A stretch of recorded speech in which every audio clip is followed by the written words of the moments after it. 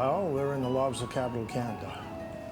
And now we're going to a different dimension within the industry, and we're not only going live, but we're going processed lobsters so that we can go into a different market and we can be looked upon in the world, on the world stage as being a supplier of value-added products to not only restaurants, hotels, but also supermarkets.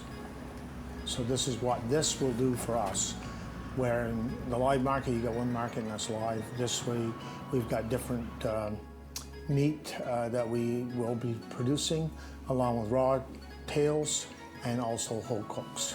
Whole cooks. So, and this is a brand new facility here. Brand new, about 18 months in the making.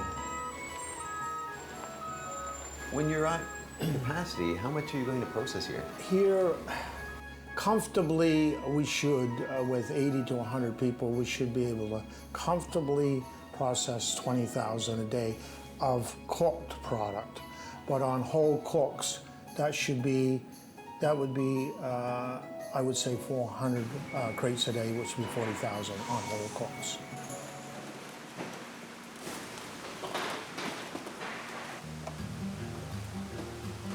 What am I doing? Yeah, what is this whole process that's going on here? We're just taking these from these stages which the fishermen held, transferring them to our crates. Okay. We're just buying them.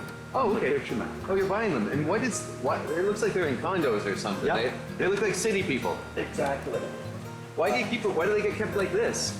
Because they're cannibalistic, Okay. and when they're in these cages, you can't get at each other. Oh, okay, so they don't eat each other. Exactly. And then down there, so when you put them in here, do they start fighting with each other and stuff? Or? Not really. They have the rubber bands. Oh, yeah. How long have you been doing this kind of stuff? Not actually that long. I've done a lot of other things. Oh, yeah? I'm 75, which is just keeping going crazy. Yeah, I was a banker. You were a banker? I worked for that breweries, in the marketing department. So do you like doing this stuff? I'm crazy. Yeah, essentially. Thanks, sir.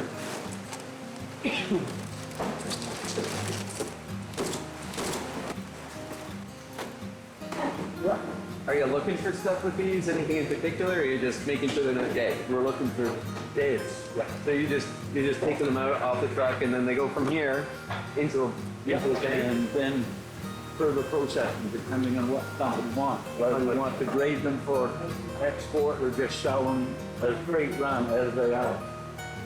Okay, so exports, they get a different. Are they a different grade? Are they a higher grade or No, something? not necessarily. Okay. It's just weight by weight. By weight only. Okay.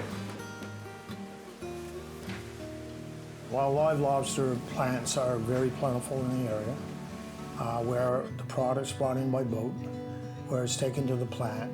In some cases, it could be floated for a day or two, and then hauled out, and then it's graded for size, graded for quality, and in some cases, it's shipped in crates to the market, sized, and some of it's gone as ocean run, which that means ocean run means the lobster is actually sold as it was bought off the boat and it hasn't been touched. But most of these lobsters that have been graded for quality are then tubed, and they're putting their own individual space in a tube like device in a cage where it is sunk on bottom, and that cage is left for 3 to 4 months before it's touched, because what happens is you have to wait for the market to tighten up so that you can get that extra value out of that product that you have taken a high risk on buying in the first place. So this way, you've mitigated some of that risk. What we did here is what we felt as a company is we were too often buying a lot of lobster, and we were either selling it to another market for reduced prices because it wasn't a product that you could put in the live chain, because it just didn't have enough gas in the tank to get it to the market. So you'd end up selling it for reduced prices, and also in some cases You had lobsters that were still alive, but they were barely alive. So once you got back to it another day, it became a dead lobster, which ended up in the dumpster. So now we as a company can take that product that we're grading out of our ocean run each and every day and be able to bring it here and do something with it before we lose it. Come on, Jim, welcome. Have the shoe covers. Shoe covers? Yes. And I put them on this side? Yes, and then you swing it once you cover the shoes.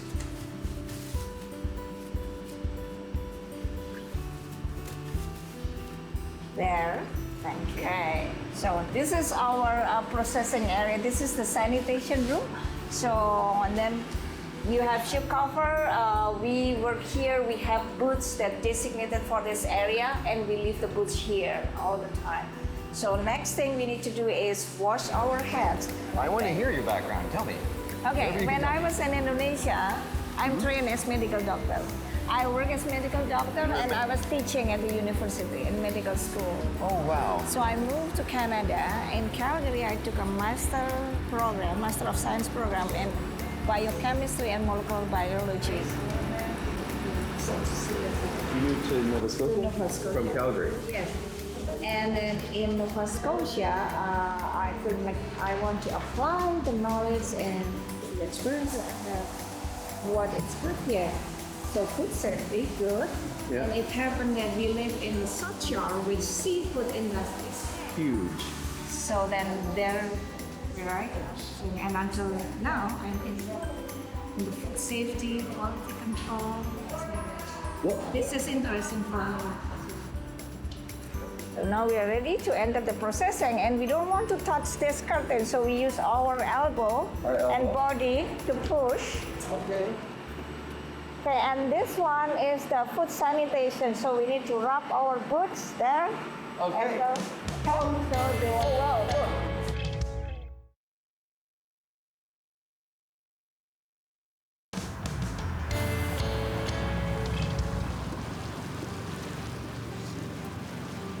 Pretty big impact on the local economy, local. Well, it has area? been. There's been a lot of spin-offs. This company has employed a lot of people from the area itself and in the way of the tradespeople building this place.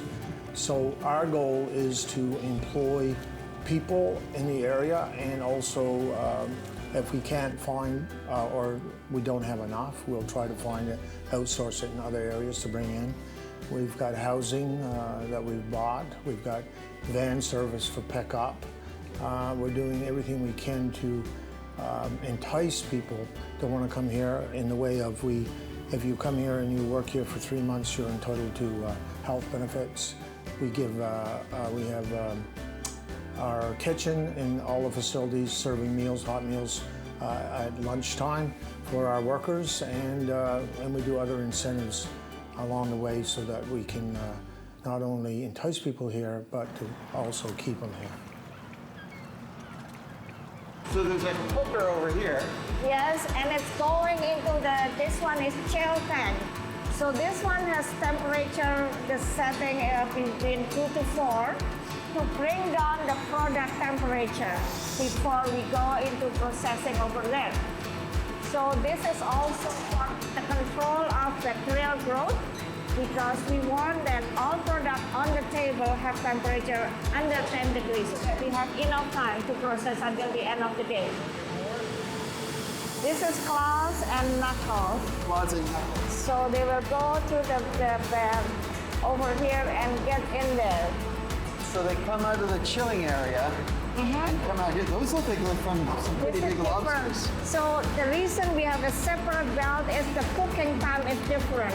For different size claws? Different size, yes. If they're bigger, then it's longer time for that and longer, slower belt in the chilling. Yeah. So it's cooked longer and then chill longer as well. What are these tubes for? Okay, this one is it's the whole lobster. Then you put here and then the net underneath, so it's putting in the net. Okay. But we don't do that one. This is our test run to find out what's the good condition for different different size of the cloth. Product. Yes, the Yeah. product. So you're still testing. It's sort of, yeah, to find out the right condition. But if they are good, then we continue on until finish, and we still test the product, the finished product. So attracting and getting people to come work here is one of the things you've had to work on to get this place going. Absolutely, because we're in a very small area and we do not have a deep pool of workers. Most of them are aboard boats, and if they're not at the wheel of the boat, they're in the stern of the boat, hoping to be at the wheel of the boat. Right. So that in itself is challenging for us to get the people that we need to run these plants. So we have to be creative by including incentives and trying to get people enticed about coming and working and being excited, not only working here, but staying here. I was the first one in this area to bring in foreign workers in 2019. I'm a strong believer that if you cannot find all the workforce in your area, then you give an opportunity to people from other countries so that you can at least give them some feeling of knowing that they can live here, be respected here, and be able to send money back to their families so that they can feel they're productive, not only in their own personal life, but also helping their families that are back there anticipating some help to live in those countries. What's this job? This is a cracking table to crack the shell and remove the band. They are doing it on this station. Yeah. Okay. So and these people are taking the meat out of The meat out of the, yes, because it's shelled. You could see how he is doing, Yeah. right? Just we use picker like this. So Pick that's the what meat you out. Yeah, we call it picker. picker. This is, yes, to protect, and also when they come in from there, they sanitize the hands. They also sanitize the apron, right, and the sleeve. Okay. So yeah. So then, like, as you see, then they don't get wet, but also the products stay clean and safe over there. Yes. Right. So you see, everything that we wear is to make sure that the product we are handling are safe. Yeah. Yeah. So they take the meat out here, they throw it through the chute, it goes on the belt. Yes, and the shell goes up there, and we'll get into the cracking machine to show you the crusher. Show me the crusher.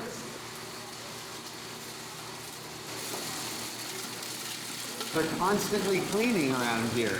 Yes. Always somebody cleaning. Somebody, the part that they are processing, and then Rolson is cleaning, and Yeah. it's safe too. And I understand that they're cleaning, but they're also training? Yes, like so this, our cleaning crew, they receive a training in cleaning and sanitation. We use a high quality of sanitation chemicals, and we get the training from the company. The understanding about the chemistry, the application of the chemicals, and the process of cleaning, so that we can do a proper cleaning.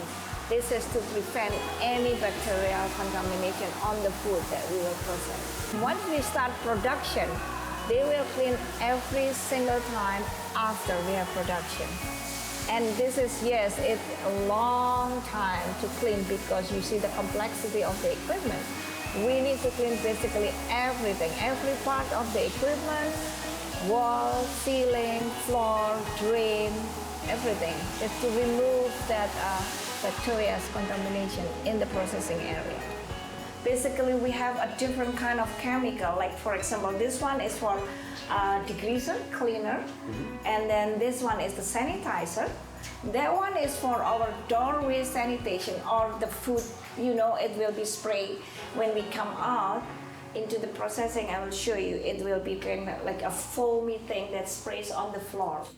You guys aren't just creating a product, creating a marketplace, you're helping grow the province. Exactly, and that's the whole key. When you bring people in from another country, you want to encourage them to be the best they can be, and encourage them to know that this country, this province is wrapping their arms around them to give them a feeling of being wanted and appreciated and respected. So I get great pleasure in knowing that I can help someone without a dream come here and start dreaming again. That's my goal for our company and for these people.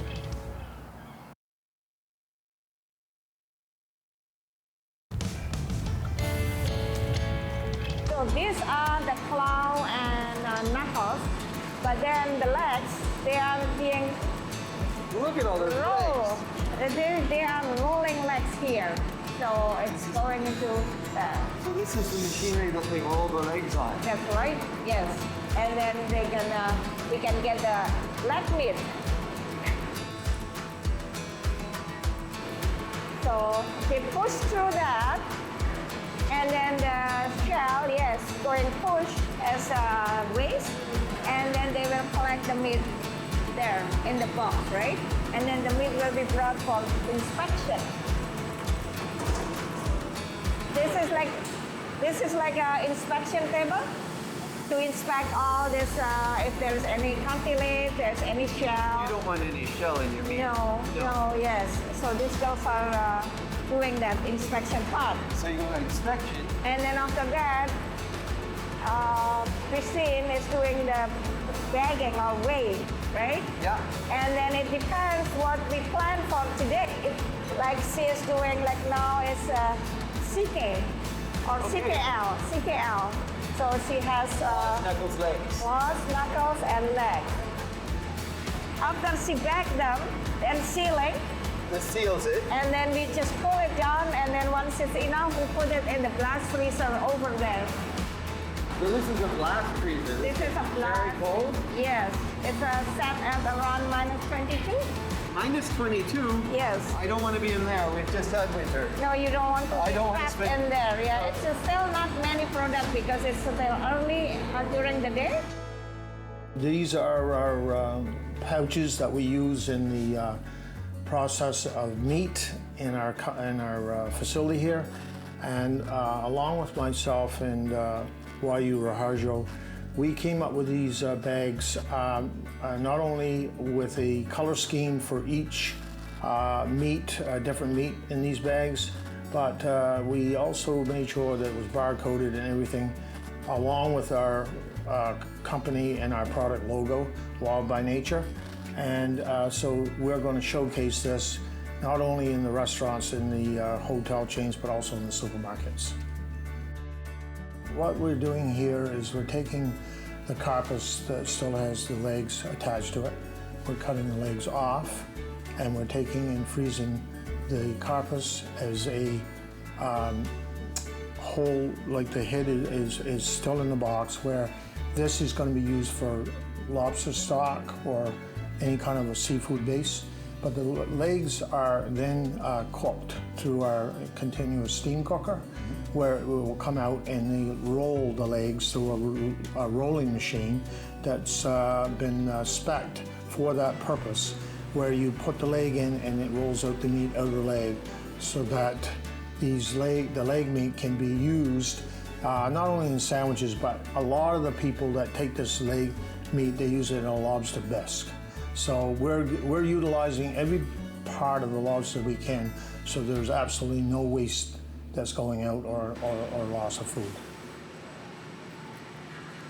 So you do different things on different days, right? Some Yes, days you're like- doing different parts of the lobster. That's right. Like this time, we try to get this. We want to assess how today we process with the meat, right? Yeah. So and then we keep continuing, making better, making improvement on the process. How long is the training for learning these jobs? I think it's in progress, right? The more they do it, but some of these girls, they've been working in other processing plant from New Brunswick, TI, Newfoundland, or somewhere else, and they come here, they know something, and then they make it better. So also before they go out, they will this is water, Yeah. and then for their apron, and then it's sanitized. but we are going to go out and just remove everything.